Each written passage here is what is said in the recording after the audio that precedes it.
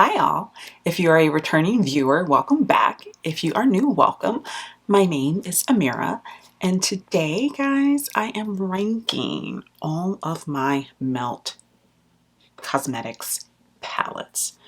Now, I have, I think 7 or 8. I think I have 7, and then I have 2 of the stacks. I'm not going to include the stacks in this ranking because it's a different medium, it's a different formulation. I just don't want to muddy the water, so we're going to stick with palettes on this.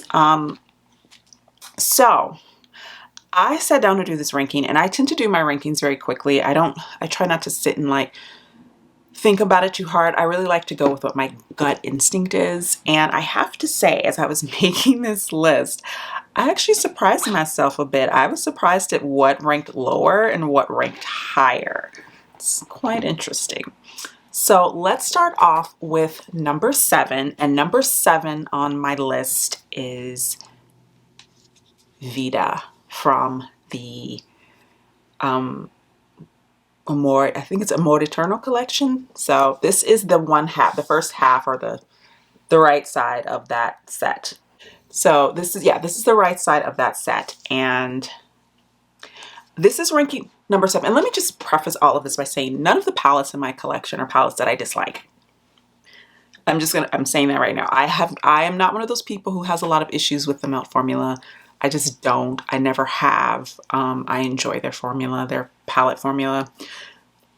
So anything in my collection that is still in my collection, I enjoy using. So this ranking isn't about what's trash and what's not trash. It's just about how I would rank them based on usage, based on, you know, how much the color story inspires me, all of that good stuff. So number 7 is Vida, and I will show you what she looks like, though I'm sure you guys have seen this palette a million times. There she is. Beautiful, beautiful. I just don't reach for this palette very much. I originally was only going to purchase Muerte, which is the other half of the palette, and I had stuck to my guns on that for a while, and then I realized that they were discontinuing the collection, and this palette was sold out everywhere, but it was on sale everywhere, and I was like, whoa, maybe I should get it while I can get it, you know? And I found it on Beauty Bay. It was like, I think like the last one or the second to last one left. I ordered it, and I'm glad that I purchased it. I'm glad that I have the complete set. Of the 2 palettes, this is the one that I'm the least like inspired by color-wise, but it's just this whole collection was stunning, and I don't have any issues with this palette. It's a beautiful palette. I just don't reach for it very often. Next up is number 6 on the list, and that is Smoke Sessions. This is another palette that I was originally just not going to purchase. I found the like theme of it to be a little like for me, and I've gotten over that. Now I'm like, if I like it, I'll purchase it. It's just the like weed themed makeup. I'm just kind of like, okay. But the palette kept calling me. It kept calling me because this color story is stunning. These shimmers are stunning.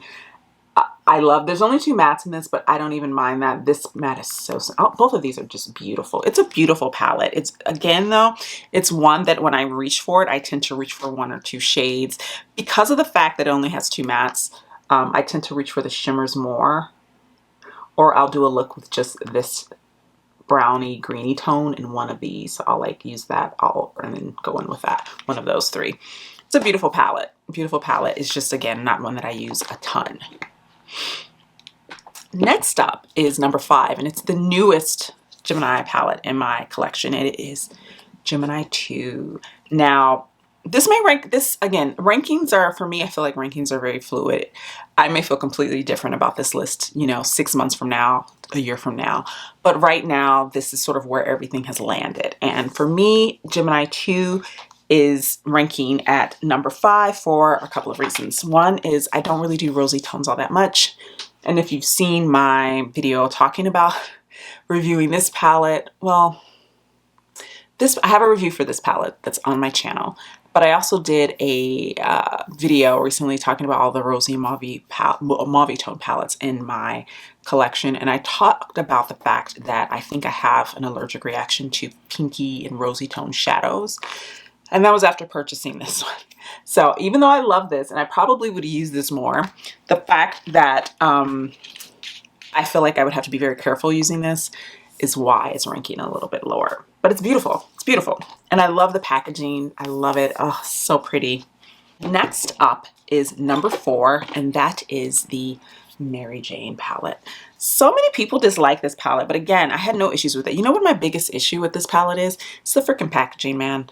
These little glitter sequin thingies in here, they leak out and they leak into the palette. So I've got sequin all down in here. I try to shake them out as much as possible. Matter of fact, let me shake it again. But it's annoying because it can get in the eyeshadow and you're picking it out, and I just feel like they could have done this in a much more usable way. I actually find this to be quite tacky. I wish that maybe they could have just made it, you know, raised and made it, you know, a solid color. Like, I don't know, why do we need the loose glitter in here? You know, the non-eye safe loose glitter. Why do we need that? We didn't. So yeah, that's my only gripe with this palette, is the packaging itself. I love the color story, and I'm holding it like this because I don't want glitter to get everywhere. I hold it kind of like that.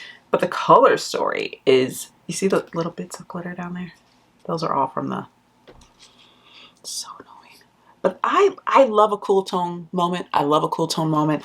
I've done looks with this palette. I've loved the looks that I've done with this palette. I haven't had any issues with it. I know some people had issues with the metallics and the shimmers. I will say that Melt's metallic and shimmer formula isn't the most consistent. I feel like they haven't settled on a metallic formula, and as a result, what you get as far as metallics is it's a crapshoot. And I think they need to really sort of like nail that down, you know. But outside of that, for me, I enjoyed the metallics in that palette, and I enjoy that palette. I love the cool tone color story. It's very different for them. They usually don't. They usually do lots of reds and greens, and so having those like cool tone neutrals, it was a moment for them. It was a moment, you know. Next up at number 3 is a very controversial palette, and I think it's going to be controversial how high on my list it is because so many people dislike this palette. There's only one other person I can think of that I know of on YouTube who really liked it, and that was Tina from the Fancy Face, and I felt so vindicated when she tried it out and was like, I like it. I was like, see, it's not so bad. 420, baby. Another weed-inspired palette.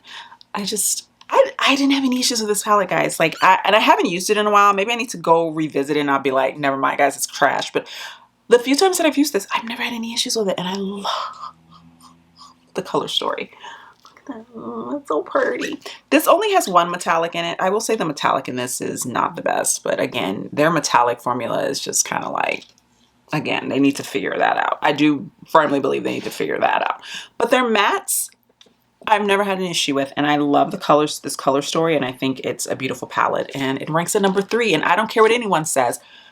Fight me. Next up is number 2, and this one was a tough one for me because the next 2 palettes are my favorite Melt palettes, and one is the first one I ever purchased. It is near and dear to my heart. It is very special because I am a Gemini.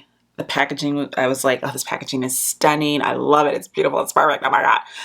And the other one is just speaks to my soul. So it was kind of, these are kind of always tied in my heart. But because I'm doing a ranking, I had to choose one to be number 2. Choose one to be number 2. I had to choose a palette for the number 2 spot. That's more grammatically correct, I think. So that number 2 spot goes to Gemini, or now Gemini 1. It's a new packaging. I have the old packaging. I really want the new packaging, but we'll see. I mean, I've had this palette since it came out, so maybe I could justify buying a new one, but I haven't been able to like justify it in my mind quite yet. You know, what I think I'm going to do is sit down and play with this and see if it's still working, you know, if it's still, you know, blending and applying as I remember. If it's not, if it's gotten old to the point where I just can't use it, then I'll replace it. But right now, I haven't done that yet, and I'm still holding on to it. So this is Gemini 1. And this is what she looks like.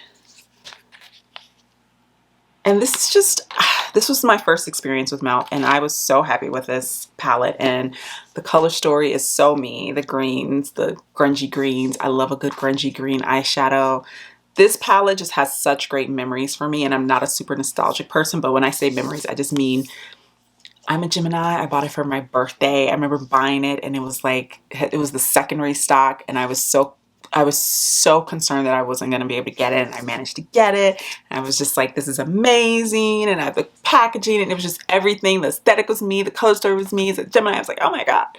So yeah, I love this palette. But yeah, it is ranking at number 2. Number 1, if you can guess, which I'm sure you can, is the other side to the Amor Eterno palette collection, and that is Muerte, baby.